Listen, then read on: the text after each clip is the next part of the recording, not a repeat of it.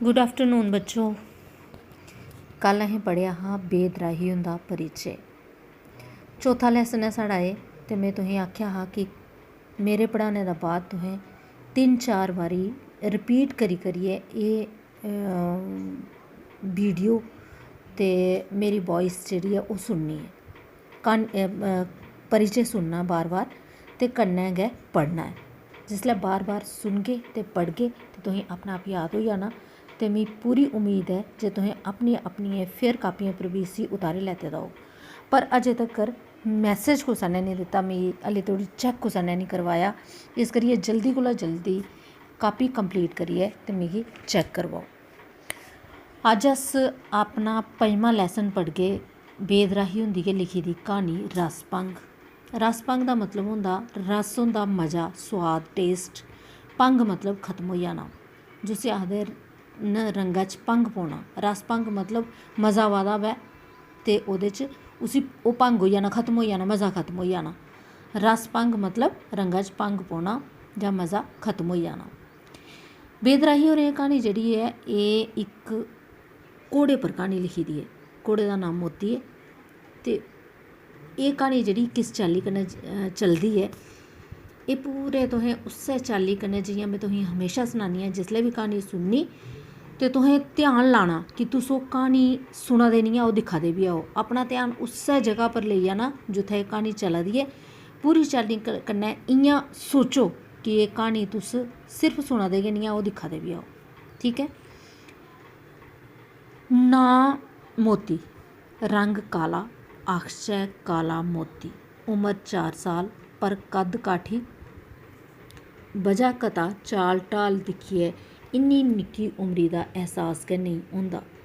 मीलें धोड़ी बिछी दी खब्बलै पर ओह् इ'यां द्रौड़दा जि'यां हवा दे दरिया च कोई अगन बोट चला दी होऐ, जां संतूर चा द्रुत लैऽ फुट्टा दी होऐ, जां कुसा दा ख्याल मनै च आवा दा होऐ जां जा दा होऐ। मतलब एह् ऐ एह् घोड़ा ऐ जेह्दा नाम मोती ऐ ते रंग एह्दा काला ऐ। उम्र 4 साल है पर लगदा बहुत बड्डा है। मतलब ओह् अपनी उमरी कोला काफ़ी बड्डा लगदा है ते तेज़ इन्ना चलदा जि'यां अगन बोट। मतलब एह् ऐ अग्गी दी बोट। बोट मतलब किश्ती चला दी होऐ, अग्गी दी किश्ती चला दी होऐ, जां कुसा दा ख्याल मनै च आवा दा जां जा दा होऐ। मतलब एह् ऐ कि बड़ा तेज़ चलदा है, बहुत तेज़ चलदा, हवा कोला भी तेज़ चलदा है। में इक फिल्म दिक्खी ही ब्लैक स्टैलियन। डुब्बा करदे ज्हाजा च इक मूंह जोर घोड़ा ते इक बच्चा बची जंदे न। बच्चे गी अपनी पिट्ठी पर ब्हालियै ओह् घोड़ा तरदा तरदा इक सुनसान टापुआ पर जाई पुजदा है। उस टापुआ पर कोई मनुक्ख नेईं रौंह्दा। समुंदरै दे कंढै द्रौड़दा ओह् ब्लैक स्टैलियन ब्रह्मांड दे गीत दा ते ब्रह्मांड दे संगीत दा ते साकार प्रतक्ष रूप च होंदा है। एह् काला मोती मिगी उस्सै ब्लैक स्टैलियन दा चेता करांदा है। उ'नें राइटर आखदा, लेखक आखदा कि ब्लैक स्टैलियन फिल्म इक बारी में जेह्ड़ी अंग्रेजी फिल्म दिक्खी ही, ओह् घोड़ा जेह्ड़ा इन्ना खूबसूरत घोड़ा हा ते मिगी एह् मोती बी ओह्दे आंगर गै लगदा है। में अपनी फिल्म दी शूटिंग आस्तै इस काले मोती गी खास प्रबंध करियै बम्बई थमां कश्मीर लेई आया हा। कन्नै 2 घोड़े होर बी हे, पर इं'दे च ते उ'नें दौनें च उन्ना गै फर्क हा जिन्ना कां ते कोयल च होंदा है। ओह् आखदा एह्दे कन्नै मोती हा जेह्ड़ा काला मोती मतलब घोड़े दा नांऽ हा मोती ते रंग ओह्दा काला हा। आखदा मोती दे कन्नै कन्नै में 2 घोड़े होर बी आंदे हे, पर ओह् आखदा इं'दे दौनें च इन्ना गै फर्क हा। उ'नें दोनें घोड़ें च ते मोती च इन्ना गै फर्क हा जिन्ना कां ते कोयल च होंदा। कां ते कोयल दोऐ काले होंदे न, पर दोनें च बहुत ज़्यादा फर्क होंदा। कोयल गी बहुत ज़्यादा पसंद कीता जंदा, बड़ा मिट्ठा गांदी है, पर कामां गी कोई पसंद नहीं करदा। इन्ना गै फर्क है। एह् क्वेश्चन बी है तुं'दा इक कि काले मोती च ते दुए घोड़ें च किन्ना फर्क हा, ते तुसें उत्तर केह् लिखना? दुए दोनें घोड़ें च ते मोती च इन्ना फर्क हा जिन्ना कां ते कोयल च होंदा। जम्मू थमां चेचा 3 ट्रक इ'नेंगी लेइयै श्रीनगर पुज्जे। उत्थूं दी ठंडी हवा कशा बचने आस्तै 3 दिन इ'नेंगी अंडे ते ब्रांडी दित्ती गेई। ब्रांडी पियै दुए 2 घोड़े मच्छरी पे, पर मोती ने कोई कचची गल्ल नेईं कीती। बड़ा सील समना हा, पर जिसलै ਉਹ ਦੌੜਦਾ ਤਾਂ ਹਵਾ ਵੀ ਉਸਦੀ ਸੂਹ ਲੈਂਦੀ ਸੀ। ਹਵਾ ਵੀ ਉਸਦੀ ਸੂਹ ਲੈਂਦੀ ਦਾ ਮਤਲਬ ਇਹ ਆ ਕਿ ਉਹ ਇੰਨਾ ਤੇਜ਼ ਦੌੜਦਾ ਹਾਂ ਜੇ ਹਵਾ ਵੀ ਸੋਚਦੀ ਸੀ ਕਿ ਕੁਦਰ ਗਿਆ, ਹਵਾ ਵੀ ਉਹਦੇ ਪਿੱਛੇ ਪਿੱਛੇ ਦੌੜਦੀ ਸੀ। श्रीनगर पुजदे गै मैं सभनें थमां पैह्लें उत्थै पुज्जा जित्थै इक तंबू च इ'नें त्रौनें घोड़ें गी रक्खेआ गेदा हा। उं'दी खैर खबर जानियै में सुखा दा साह् लेआ की जे लक्खां रपेऽ खर्च करने परैंत असें गी जेह्ड़ी शूटिंग करनी ही ओह्दे च घोड़े दा खास कम्म हा, खास करियै मोती दा। में उं'दी पिट्ठी पर हत्थ फेरेआ तां अंदरो अंदरी ओह्दे पट्ठे इ'यां कंबे जि'यां कोई समुंदर बेचैन होऐ, बाह्रा ओह् हल्लेआ बी नेईं। ओह् आखदा कि जेह्ड़ी फिल्म दी शूटिंग आस्तै एह् आए दा हा, लेखक आए दा हा, ओह्दे च घोड़ें दा खास कम्म हा और खास करियै मोती जेह्ड़ा हा ओह्दा बड़ा चेचा रोल हा ते इस करियै उ'नें इत्थै आंदे दा हा ते उं'दी देखभाल करना भी बहुत गै ज़्यादा ज़रूरी हा, उन्ना गै ज़्यादा ज़रूरी हा। दूए रोज़ मतलब जे शूटिंग दे पैह्ले ध्याड़े कम्मै दी लोकेशन शोपियां दे उप्पर अहरवल आबशार आह्ले पास्से ही। घोड़े दे त्रैवै ट्रक सभनें शा पैह्लें उद्धर टोरने पे। में जेल्लै लोकेशन पर पुज्जा तां घोड़ें दा मालक हाजी त्रौनें घोड़ें गी बारो बारी इद्धर उद्धर दड़ा करदा हा तां जे उ'नेंगी इस थाह्रा दी पंछान होई जा। प्हाड़े दी टीसिया पर ओह् बड़ा गै शैल मदान हा। दूरा तोड़ी खब्बलै दे बिछैन बिछे दे, आलै दुआलै चीड़ें दे घने जंगलें दे पार समानै गी छूंह्दे बर्फू दे ढेर, उं'दे पर भले मानसे साईं चुपचाप बैठे दे बद्दल, उं'दे पर गूढ़े नीले रंगै दा अंबर, धुप्प चौनें चूकें रेड़े दी ही कोसी कोसी दे उं'दे कन्नै खुत्तां लै करदी ठंडी ब्हा दे दीदल फनाके उसी नखारी नखारी सीटियां बजांदे चीड़े दे रुक्खे गी नस्सा दौड़ा दे हे। ओह् आखदा कि शूटिंग जेह्ड़ी करनी ही ओह् केह्ड़ी जगह करनी ही, तुसें सुनेआ उप्पर शोपियां च उ'नें शूटिंग करनी ही। तो उत्थै ओह् आखदे त्रैवै ट्रक पजाई दित्ते गे जेह्दे च घोड़े हे। घोड़ें गी उत्थै जाइयै लोकेशन दस्सी गेई की के जित्थै उ'नें शूटिंग करनी ही पैह्लें ओह् जगह घोड़ें गी ड्राई फ्राइयै दस्सी लैती। फिर अग्गें प्हाड़ा दी टीसिया पर ओह् बड़ा शैल मदान हा बगैरा बगैरा जेह्ड़ा में पैरा पढ़ेआ। एह् प्रकृति दा बड़ा गै ज़्यादा खूबसूरत वर्णन कीते दा कि श्रीनगर दी ओह् जगह जित्थै प्हाड़ा दी टीसी ही उत्थै धुप्प पोआ दी ही ते ठंडू च जिसलै धुप्प पोआ दी ऐ कोसी कोसी ठंड लगदी ऐ ते बड़ा गै ज़्यादा खूबसूरत म्हौल हा उत्थूं दा, बड़ा गै शैल धुप्प लग्गा दी ही। कुदरत दे उस अनसम ते बेदाग शलैपे च साढ़ा फिल्मी यूनिट बड़ा गै बेतुका ते बेबनकदा बझोआ करदा हा। इक होर क्वेश्चन है थुआढ़ा कि कुदरत दे उस अनसम ते बेदाग शलैपे च फिल्मी यूनिट बेतुका ते बेबनकदा की बझोआ करदा हा। की बझोआ करदा हा, ओह् आखदा कि कुदरत इन्नी खूबसूरत ही उत्थै, कुदरत दा नज़ारा इन्ना खूबसूरत हा, प्हाड़ गै प्हाड़ हे, जंगल गै जंगल हे, घाह् गै घाह् बिछे दा हा। पर जिसलै फिल्मी यूनिट गेआ उ'नें तंबू शंबू ये वो लाए दे, लोक हे उत्थै, तंबू हे उत्थै, कुतै चाह् बना दी ही, भांडे रक्खे दे हे ते ओह् जेह्ड़ा ओह् बड़ा मतलब कुदरत दे नज़ारें च ओह् सूट नेहा करा दा, बड़ा बेबनकदा जेहा सेही होआ दा हा। कारां बस्सां ते ट्रक इक पास्सै खड़ोते दे हे, उं'दे ड्राइवरें ताश खेढनी शुरू करी ओड़ी ही। स्पाट बॉय 2-3 स्टोव बालियै चाह् त्यार करा दे हे। ड्रैसमैन हीरो हीरोइन दे कपड़े लेइयै खड़ोते दे हे। हीरो हीरोइन अपना मेकअप करा दे हे। कैमरे आह्ले स्टैंड उप्पर कैमरे गी फिट करा दे हे। साउंड रिकार्डर माइक साफ करा दा हा। लाइटमैन अपने असिस्टेंटें ते डुप्लीकेट कन्नै बैह्सो बैह्सी च उलझे दा हा। जि'यां आदमी फट्टे पराने कपड़े पाए दे कुसै 5 स्टार होटला च बड़ी जा, किश उस्सै चाल्ली दा एहसास मिगी उस यूनिट कन्नै उस प्हाड़ै दी टीसिया पर आइयै होआ करदा हा। ओह् आखदा जि'यां 5 स्टार होटल बड़ा खूबसूरत होंदा ते उत्थै कोई फट्टे पराने कपड़े लाइयै जंदा ना ते बड़ा अजीब जेहा लगदा। इ'यां गै ओह् कुदरत जेह्ड़ी ही ओह् इक किस्म दी 5 स्टार लग्गा दी ही ते जेह्ड़े अस लोक हे उत्थै ओह् बड़े बनका दे निं हे, मतलब गंदे लग्गा दे हे। ओह् कुदरत दी खूबसूरती बधा दे नेईं हे सगुआं घटा दे हे। इस करियै उसी ओह् फिल्मी यूनिट हा जेह्ड़ा ओह् बड़ा बेतुका लग्गा दा हा। सैबन गै मेरी नज़र काले मोती पर पेई। हाजी उं'दे पर बेहियै उसी दुड़ा करदा हा। बड़ियां गै शानदार शड़ापियां। ओह् ब्लैक स्टैलियन कुदरत दे उस नज़ारे च बिल्कुल फिट बैठे दा हा। हुनै मेरे मनै च जेह्ड़ी हीन भावना पैदा होई ही ओह् मुक्की गेई। हवा दे म्यूजिक उप्पर ओह्दे खुर धरती गी छूही छूही ताल देआ करदे हे। मिगी बझोआ एह् धरती ओह्दे आस्तै, अंबर ओह्दे आस्तै, हवा ओह्दे आस्तै। दिल खुश होई गेआ।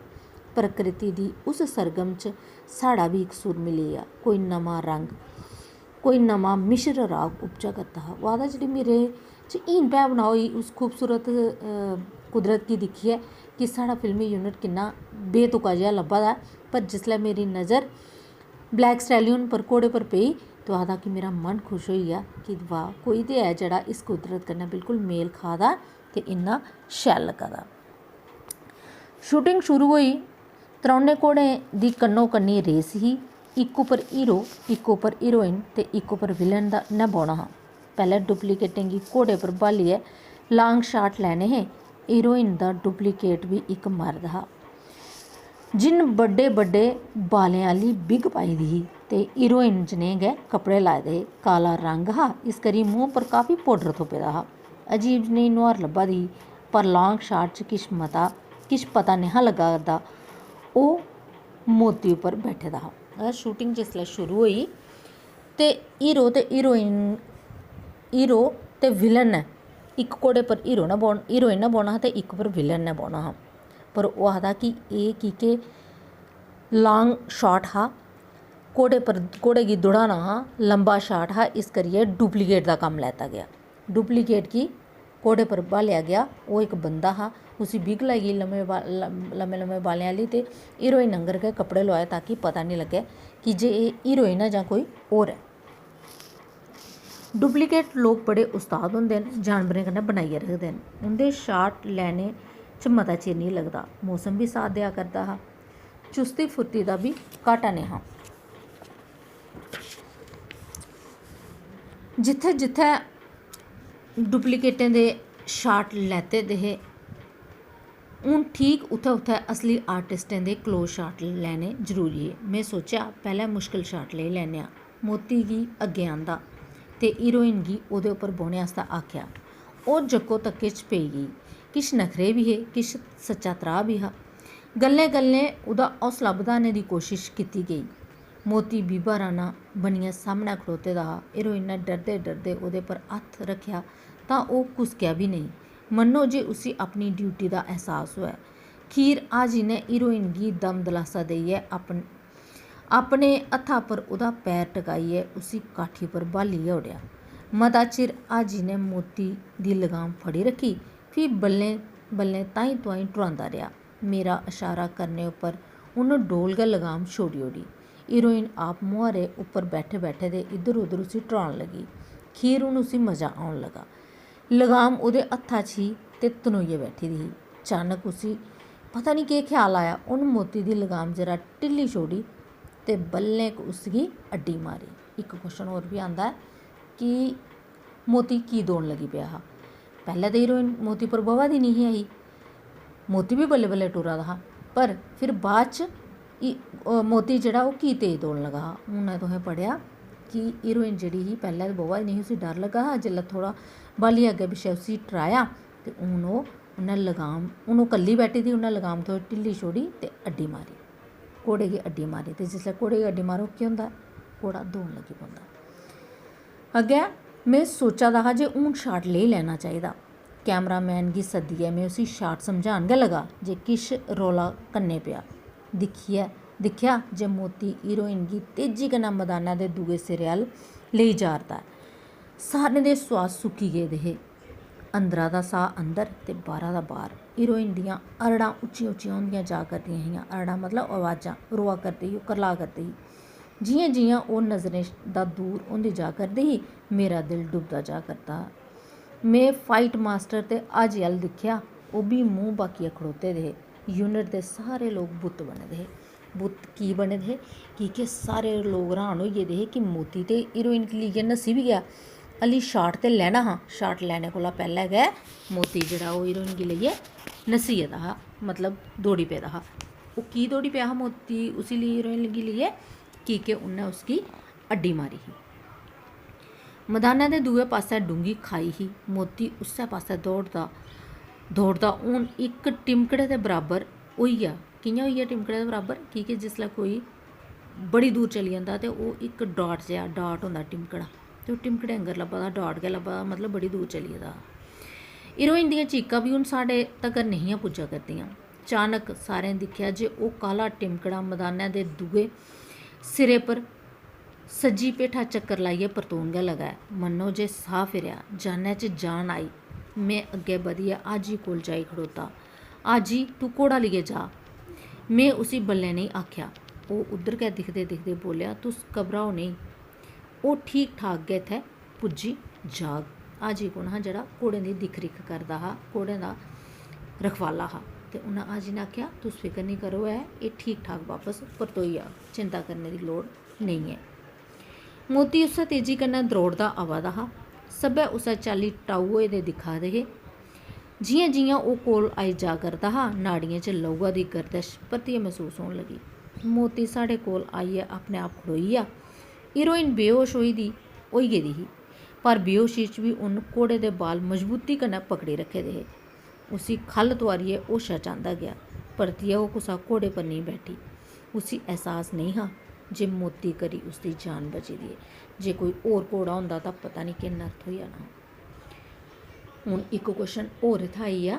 ओह् क्वेश्चन ओह् होना कि मोती करी हीरोइन दी जान कि'यां बची ही? तुस केह् समझदे हो बच्चे कि मोती दे कारण कि'यां हीरोइन दी जान बची? क्या मोती दे कारण बची जां हीरोइन दे कारण? मोती दे कारण। मोती दे कारण कि'यां बची ही? की के इक ते मोती ने पैह्लें गै ग्राउंड दिक्खी लैती दी, दूआ मोती बहुत समझदार घोड़ा हा। उन्नै हीरोइन गी उत्थूं धोड़ी लेई गेआ, परले सिरे धोड़ी, ते उत्थै खाई ही, पर उत्थुआं ओह् बड़ी समझदारी कन्नै उत्थूं बापस आई गेआ ते हीरोइन गी बापस उत्थै गै आह्नियै पजाइयै ते रुकी गेआ। अगर कोई होर घोड़ा होंदा ते ओह् शायद इ'यां नेहा करदा। हून केह् करना हा? हीरोइन ही जेह्ड़ी ओह् पूरी चाल्ली कन्नै डरी गेदी ही, ओह् दोबारा ओह्दे पर नेईं बैठी, पर शाट ते लैना हा। श्रीनगर आए दे हे, हून शाट लैने आस्तै उ'नें केह् कीता? तुसें सुने दा बी होना कि जिसलै शाट लैना होऐ ते इ'यां बी जिसलै डुप्लीकेट दा शाट होऐ, ओह्दा शाट लैना होऐ ते ओह् क्लोज फोटो निं दसदे हैन।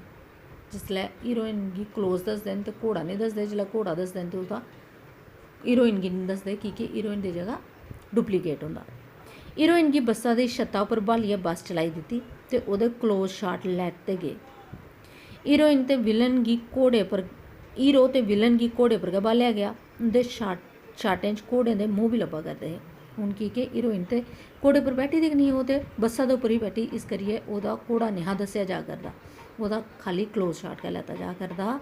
ते विलन ते हीरो हे जेह्ड़े, उं'दे लांग शाट लैते गे, की के ओह् घोड़े पर सच्चे मुच्चे दे घोड़े पर बैठे दे हे। उ'नें शाट लैने दे बाद लंच टाइम होई गेआ। में फाइट मास्टर गी आखेआ जे खाना खाने दे बाद त्रौने दे समरसाल्ट आखदे खड़बिलनी, इ'यां पलोस्टियां लांदे ना कुश्तियां मारदे, उ'नेंगी आखदे, लेई लैगे। मतलब एह् कुंदे लैने? समरसाल्ट लैने हे घोड़ें दे। घोड़े जेल्लै जंप मारदे ना कुसै चीज़ गी, ओह् टप्पदे न, जियां कोई केईं बारी लकड़ी लाई दी होंदी ऐ कोई, जां रस्सी बनी दी होंदी, उसी टप्पियै पुट्ठी छाल मारनी, उसी आखदे समरसाल्ट। ओह् लैने हे इं'दे घोड़ें दे। खाना खंदे गै उं'दी त्यारी होन लगी पेई। सारें कशा मुश्कल कम्म इ'यै हा। हून जिन्नियां बी शूटिंग चला दी, ओह्दे सारें कोला मुश्कल कम्म इ'यै हा। सारें कोला पैह्लें इक चिट्टे घोड़े गी त्यार कीता गेआ। इक पास्सै कोई 20 गज सज्जै खब्बै पुल्ली पुल्ली मिट्टी आह्नियै पाई दित्ती गेई। फ्ही ओह्दे पर नरम घाऽ बछाया गेआ। फ्ही उत्थुआं कोई 100 गज उरे इक किल्ला गड्ढी दित्ता गेआ। उस किल्ले कन्नै पूरी 100 गज लम्मी लोहे दी पतली तार बन्नी दित्ती गेई। उस तारै दा दूआ सिरा इक खास टैक्नीक कन्नै घोड़े दे अगले इक पैरै च बन्नी दित्ता गेआ। डुप्लीकेट गी उप्पर ब्हालियै घोड़े गी किल्ले कोला नठाया। पक्क उस घाऽ आह्ली जगह दे कोल जाइयै घोड़े दा अगला पैर खचोऐ ते उन्न गड़िदनी खाद्धी। डुप्लीकेट ओह्दे पैह्लें गै छाल मारियै निखड़ी गेआ। उद्धर घोड़ा सिद्धा होंदे गै उट्ठी खड़ोता। ओह्दे पैरा कन्नै बनोई दी तार झट कट्टी दित्ती गेई ते ओह् अजादी कन्नै इक पास्सै जाइयै घाऽ खान लगा। दुए चिट्टे घोड़े ने बी इस्सै चाल्ली अपना कम्म तोड़ चाढ़ेआ ते फ्ही आई काले मोती दे सुरखड़ू होने दी, मतलब बेल्ले होने दी, फ्री होने दी बारी आई हून कोह्दी? मोती दी। इं'दे दौनें घोड़ें अपना कम्म मकाई ओड़ेआ। उत्थै इस चाल्ली कन्नै अरेंजमैंट कीते दा हा कि गद्दे बिछाए दे हे, उप्पर घाऽ पाए दा हा ताकि घोड़ें गी लग्गै निं। ते जिसलै उन्नै ओह् जंप करियै छाल मारनी ही ते उं'दे घोड़ें गी तार बन्नी दी ही ते दूए लोकें गी अलर्ट कीते दा हा कि जि'यां ओह् छाल मारङन इ'यां गै उं'दी तार जेह्ड़ी ओह् उं'दे पैरा दी तार जेह्ड़ी ओह् कट्टी दित्ती जा ताकि घोड़े गी कोई प्रॉब्लम निं होऐ। सूरज उस बेल्लै घरोने आह्ली भेठा पैर पाई चुके दा हा। हवा जेह्ड़ी थोड़ा चिर पैह्लें कोसी कोसी ही परतियै ठंडरोन लगी पेदी ही। अंबरै पर सज्जै पास्सै बदलें दे किश टुकड़े कठरोन लगी पेदे हे। उं'दा आकार बधदा जा करदा हा। में कैमरे दे कोल कुर्सी पर बैठे दा हा। दूर जित्थै किला गड़ोए दा हा उत्थै हाजी ने ओह्दे असिस्टेंट हाजी ते उं'दे असिस्टेंट मोती दी इक लत्त चुक्कियै ओह्दे खुरें च लोहे दी तार फसाने च लग्गे दे हे। मता चिर होई गेदा हा। खीर मतलब आखिर में उं'दे कोल जाई खड़ोता। मोती चतन्न होइयै खड़ोते दा हा पर तारा दे सरबंधै च उसी किश बी पता नेहा होंदा। पता होंदा बी तां हून केह्ड़ा डरना हा। ओह् अपनी ड्यूटी दा पक्का हा। ओह् पैह्लें बी केईं बारी एह् हुनर दस्सी चुके दा हा। में ओह्दे मूंह कोल खड़ोते दे ओह्दे साहें दी आवाज़ सुना करदा हा। ओह्दी अक्खीं च लो बलदी सेही होआ दी ही ते में ओह्दे मत्थे पर हत्थ रक्खेआ। ओह्दे कन्न हल्ले। ओह्दे अंदरै दी गरमैश मसूस करने आह्ली चीज़ ही। मतलब एह् ऐ लेखक आखना चांह्दा कि घोड़ा इन्ना अलर्ट इन्ना तेज़ हा ओह् कि ओह् आखदा कि उन्नै केईं बारी एह्कड़े करतब दस्से दे हे जेह्ड़ा अज्ज उन्नै शूट करना हा। ते ओह् आखदा घोड़े गी दिक्खियै इ'यां लग्गा दा हा कि ओह् एकदम चुस्त फुर्त और त्यार ऐ अपना शाट देने आस्तै। लोहे दी तार बनोंदे गै सब उट्ठी खड़ोते। डुप्लीकेट छाल मारियै मोती दी पिट्ठी उप्पर जाई बैठा। में बी कैमरे दे पिच्छे जाई खड़ोता। कैमरे आह्ले रिफ्लैक्टरें आह्ले साउंड रिकार्डर हर आदमी अपने अपने थाह्र चतन्न होई गेदा हा। में फाइट मास्टर ते कैमरामैन ने हाजी गी इशारा कीता। हाजी ने डुप्लीकेट गी चलने आस्तै आखेआ। डुप्लीकेट ने लगाम ढिल्ली छोड़ी। डुप्लीकेट मतलब वैसे ते ओह्दे पर हीरो ने जां हीरोइन ने बौह्ना हा पर उं'दी जगह की के ओह् जंप कराने हे एह् थोड़ा मुश्किल शाट हा इस करियै डुप्लीकेट गी उप्पर बठाए दा हा। डुप्लीकेट ने लगाम ढिल्ली छोड़ी ते अड्डी लाई। मोती हवा कन्नै गल्लां करन लगा। उसी एहसास गै नेहा जे ओह्दे अगले पैर कन्नै तार बनोई दी ऐ। पक्क उस्सै जगह आइयै तार खचोई। डुप्लीकेट कुद्दियै दूर जाई डिग्गा। मोती दियां पिछलियां लत्तां चकोइयां। ओह् पुट्ठा होई गेआ। सेही होआ जे ओह् हवा च तरा करदा ऐ। फ्ही पूरी कलाबाजी खाइयै ओह् चूकलें दा भार भुञां डिग्गा। इक जोरा दी आवाज़ आई। ओह्दे पैरें कन्नै बनोई दी तार आपूं गै त्रुट्टी गेई ते इस करी उसी इक होर गड़िदनी लग्गी। ऐसे शानदार शाटै दी कुसै गी उम्मीद नेही। कैमरा बंद करियै कैमरामैन ने मुस्काइयै मेरे आस्सै दिक्खेआ ते आखेआ वंडरफुल। में बी ङूठा उप्पर करियै अपनी खुशी प्रगट कीती। ओह् आखदा कि जेह्ड़ा शाट मोती ने दित्ता बहुत खूबसूरत शाट हा। दूए द'ऊं घोड़ें कोला बी बड़ा अच्छा शाट हा पर जेह्ड़ी तार उस आदमी ने कट्टनी ही ओह् कटोई निं। ओह् की के जेल्लै दूआ जंप मोती ने कीता ओह् तार अपना आप कटोई गेई। उद्धर मोती दूई कलाबाजी दे बाद सिद्धा होआ तां सभनें शा पैह्लें अपनी मुंडी उड़ी कीती। उसी इक दो झटके लग्गे ते फ्ही लत्तां सारियां करियै ओह् उट्ठेआ पर उठदे सार गै डिग्गी पेआ। फाइट मास्टर हाजी ते ओह्दे असिस्टेंट उद्धर नस्से। मोती छिड़का दा हा। ओह् लोक ओह्दे पट्ठे दबान लगे। पट्ठे मतलब लत्तां बगैरा दबान लगे। चूकले ओह्दे मुहां च घाऽ पाया गेआ। ओह् चापन लगा। फ्ही उसी स्हारा देइयै ठुआलने दी कोशिश कीती गेई। उन्न छड़कदे उट्ठना चाहेआ पर ठोआ नेईं परतियै डिग्गी पेआ। फ्ही ओह्दे हेठ रस्सा पाइयै ओह्दा पास परताया गेआ तां बी किश निं होआ। उसी परतियै पैह्ले पास्सै गै लेई आंदा गेआ। ठंडी ब्हा कशा बचाने आस्तै ओह्दे उप्पर 5-7 बोरियां पाइयां गेइयां। फ्ही हाजी ने अपने सम्यान चा इक बड्डा टीका लाने आह्ली सूई कड्ढी। पट्ठें पर इंजैक्शन दित्ता। इंजैक्शन दे बाद उस जगह गी भलेआं मलेआ गेआ। 5 मिंट बीती गे। उसी परतियै ठुआलने दी कोशिश कीती गेई पर फ्ही बी ओह्दे शा उट्ठन निं होआ। हाजी आखन लगा कुतै कथार लग्गी गेदी ऐ। कस्बे थमां डाक्टर सद्दना पौग। प्रोडक्शन मैनेजर कार लेइयै शोपियां पास्सै दौड़ी गेआ।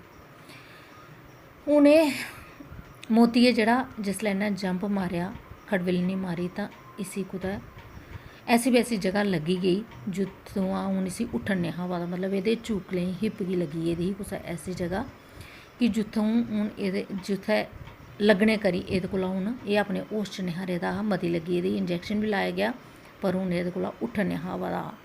शोपियां दा कन्नै गै इक प्हाड़ी उप्पर शूटिंग चला दी ही ते प्रोडक्शन मैनेजर है जेह्ड़ा ओह् कार लेइयै चली गया कुसै डॉक्टरै गी सद्दन ताकि मोती गी ठीक कीता जा डॉक्टर आई आनियै। में उत्थुआं बल्लें बल्लें हटी गया, मोती दा छड़कना मेरे कोला दिक्खन नहीं हा होआ दा। एह् कु'न आखा दा? राइटर लेखक आखा दा कि मेरे कोला मोती तड़फा दा हा दर्द कन्नै, मेरे कोला दिक्खन नहीं होआ दा। मन उसड़ी गेदा हा, मतलब उदास होई गेदा हा, पता नहीं कि अपना आप मुजरम बजोआ करदा हा। आखदा मिगी लग्गा दा हा कि में एह्दा गुनाहगार आं, कोह्दा? मोती दा।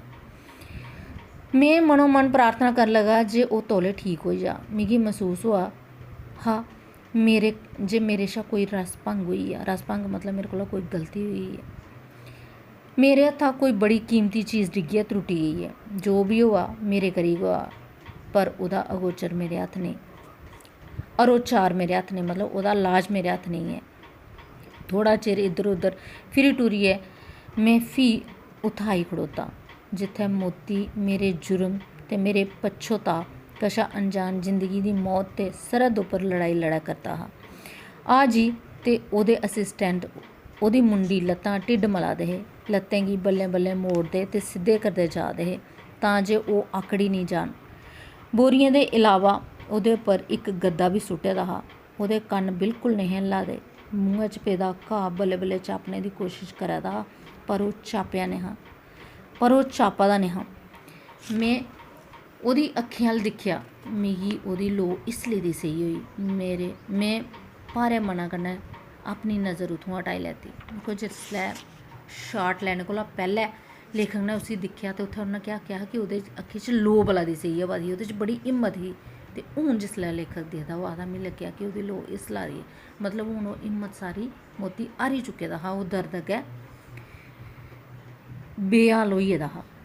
इचरे गी डॉक्टर आई पुज्जा। उन्नै औंदे गै ओह्दी अक्खीं गी हेठा उप्परा गुआड़ी गुआड़ियै दिक्खेआ, कन्न लाए, मूंह ते नासें दा मुआयना कीता, फ्ही स्टैथोस्कोप कड्ढियै नाड़ी जांची, पट्ठे ल्हाई ल्हाई दिक्खे, ढिड्डा दियां पसलियां तोसियां, चूकले दबाए, फ्ही उन्नै इक चिट्टी दोआई दियां शीशियां कड्ढियै दित्तियां ते ओह्दे कन्नै मालश कीती ते कन्नै ओह्दी अक्खीं पर गिल्लियां पट्टियां रक्खने गी आखेआ।